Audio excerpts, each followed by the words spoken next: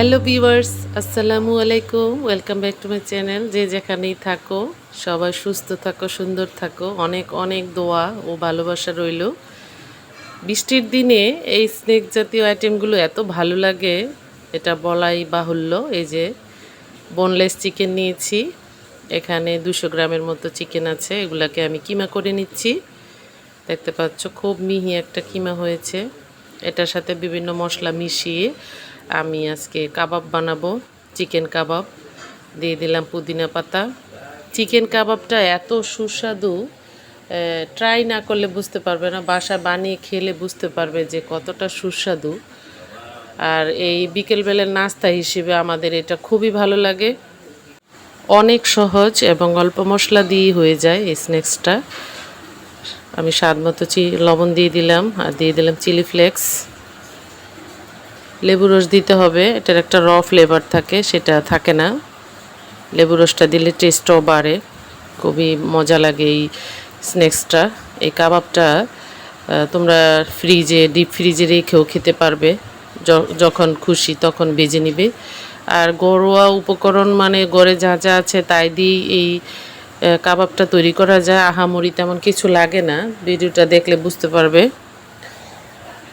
আর chicken কাবাব কার কার ভালো লাগে comments করে জানিও। এই যে কর্নফ্লাওয়ার দিয়ে দিলাম। কর্নফ্লাওয়ারটা অবশ্যই দিতে হবে বাইন্ডিংয়ের জন্য। কর্নফ্লাওয়ারটা দিলে হবে কি, এই কাবাবটা যখন ভাজতে যাব তখন আর খুলে যাবে না। কর্নফ্লাওয়ার দিতে হবে, অথবা তোমরা ডিম দিতে পারো। এটা দিতে হবে, নইলে বাইন্ডিংটা ঠিক হবে না, ভাজার সময় সব খুলে যাবে। খুব সুন্দরভাবে আমি সবগুলো মশলা মেখে নিয়েছি।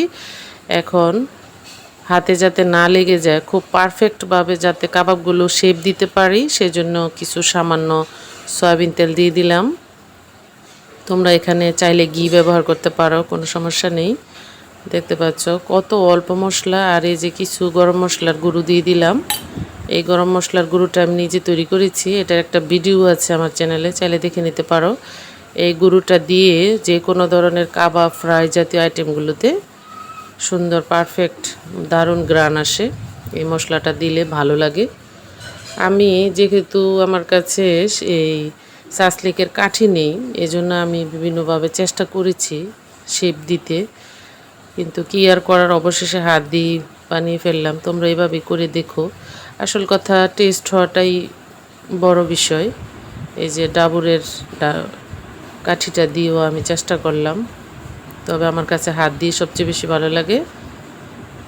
এই যে দেখতে পাচ্ছ, এবার খালি জাস্ট বানিয়ে ডিপ ফ্রিজে রেখে দিবে সংরক্ষণ করে, বাস। আর যখন খুশি যতটা খুশি ভেজে নেবে। 200 গ্রাম চিকেনে কতগুলো হয়েছে দেখতে পাবে। মাশাল্লাহ, তেলটা দেওয়াতে শেপটা দেওয়া যাচ্ছে খুব সুন্দরভাবে। মাশাল্লাহ, এগুলো সব হাত দিয়ে আমি বানিয়ে নিচ্ছি একটি একটি করে।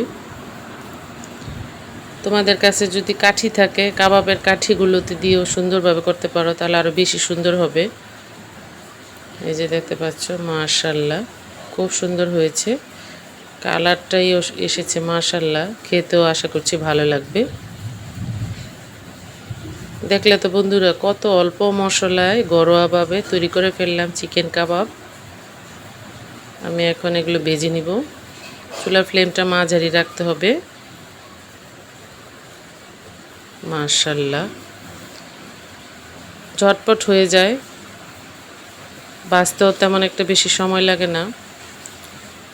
এগুলো ডুবো তেলেও ভাজা যায়, আবার কম তেলেও ভাজা যায়, কোনো সমস্যা নেই।